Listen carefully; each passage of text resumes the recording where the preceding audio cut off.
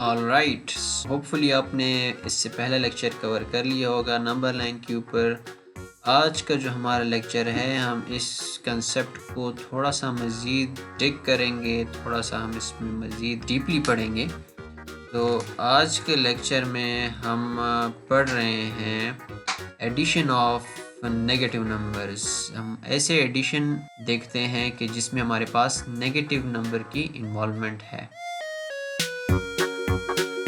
इस कंसेप्ट को समझने के लिए हम एक कॉइन का सहारा ले लेते हैं, या आप कह लें कि एक डिस्क का सहारा ले लेते हैं। ठीक है, हर एक डिस्क के दो साइड हो सकते हैं। एक साइड पे हम उसका पॉजिटिव ले लेते हैं। फॉर एग्जांपल, हमारे पास एक डिस्क के ऊपर 1 है, उसका फ्रंट साइड 1 शो कर रहे हैं, नंबर 1 पॉजिटिव 1। और जब हम उसको फ्लिप करते हैं, हम उसको टर्न करते हैं, तो हमारे पास नेगेटिव आ जाते हैं। इस डिस्क के एक साइड पे पॉजिटिव 1 है, दूसरे साइड पे नेगेटिव 1 है। ठीक है, so to obtain the negative of 1, अब हमसे कोई कहे कि आपने नेगेटिव ऑफ 1 लिखना है, तो हम क्या करेंगे? हमारे पास पॉजिटिव 1 है, हम इस डिस्क को फ्लिप कर लेते हैं और हमारे पास नेगेटिव 1 आ जाता है। अगर आप फ्लिप करते हैं, आपके पास डिस्क का बैक आ जाता है, उस बैक के ऊपर हमारे पास -1 है।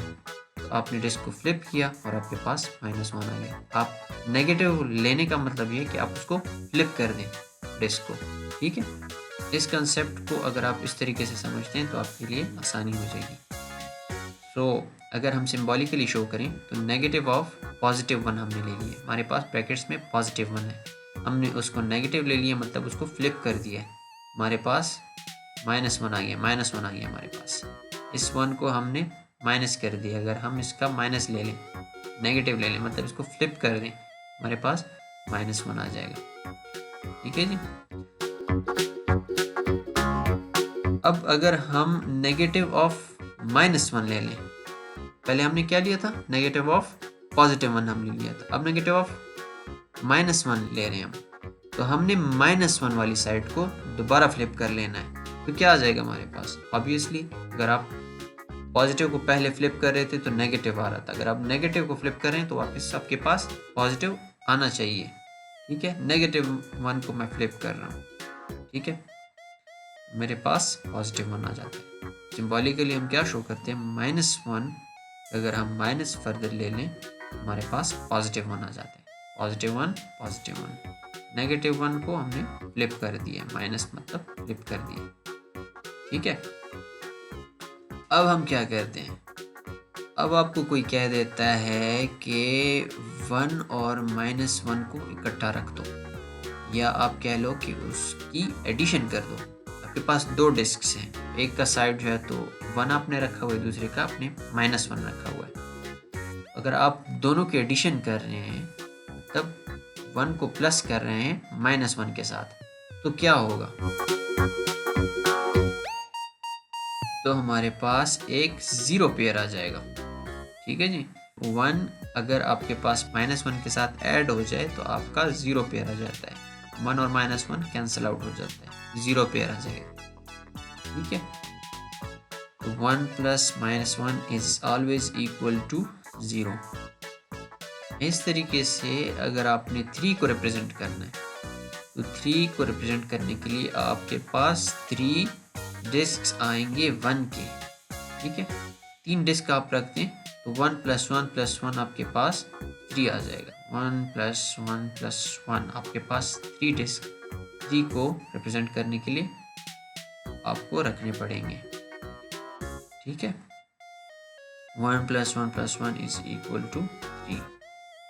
इसी तरीके से अगर आपने -3 को रिप्रेजेंट करना है, तो आपने -1 की 3 डिस्क रख देने, तो आपके पास -3 आ जाएगा।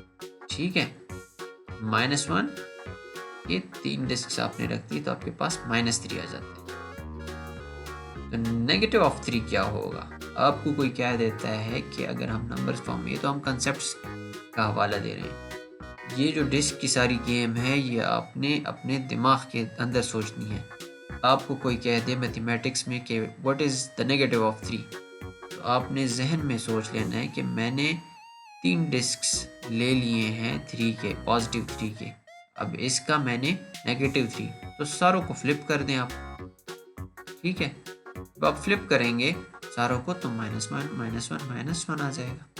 इसका क्या मतलब है, इन सारों को अगर आप आपस में ऐड करते हैं तो आपके पास -3 आ जाता है। तो 3 का अगर आप फ्लिप करें, माइनस लें, तो आपके पास -3 आ जाता है। ठीक है, तो what is negative of 3? The negative of 3 is -3। अब अगर आप नेगेटिव ऑफ -3 ले रहे हैं, पहले हम ले रहे थे नेगेटिव ऑफ 3, अब हम ले रहे हैं नेगेटिव ऑफ -3। नेगेटिव ऑफ -3 को अगर आप ले रहे हैं तो 3 आप नेगेटिव डिस्क ले लें। ठीक है, तो ये आपस में मिलके -3 बना रहे हैं। अब इन सारों को अगर हम फ्लिप कर दें तो हमारे पास पॉजिटिव डिस्क आ जाएंगे। ठीक है, अब अगर हम इनको ऐड कर लें तो हमारे पास पॉजिटिव 3 आ जाता है।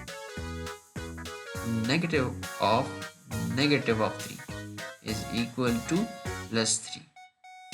ठीक है जी। अब अगर हम एक और सिनेरियो हमारे पास आ जाता है, हमारे पास 3 1 के डिस्क आ जाते हैं और 3 -1 के डिस्क आ जाते हैं और हम इनको इकट्ठा रख देते हैं। हमने पहले क्या कहा था, अगर हमारे पास एक 1 और एक -1 हो जाता है तो हमारे पास 0 पेयर बनाता है। अगर इस पिक्चर को हम देखें तो हमारे पास 3 0 पेयर नहीं बन रहे।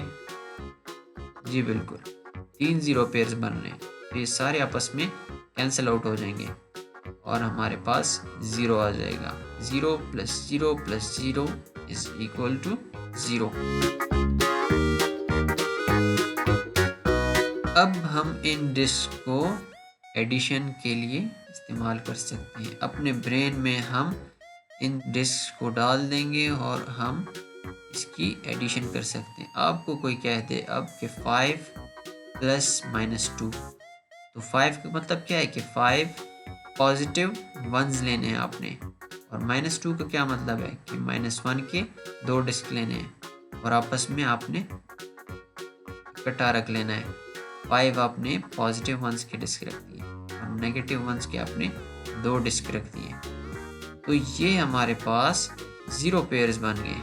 ठीक है, ये दो तो हमारे पास 0 पेयर्स बन गए। हमारे पास पीछे क्या रह गया, पॉजिटिव 3, तब 0 + 0 + 3, तो 3 डिस्क हमारे पास रह गए। इसका जवाब क्या होगा, +3।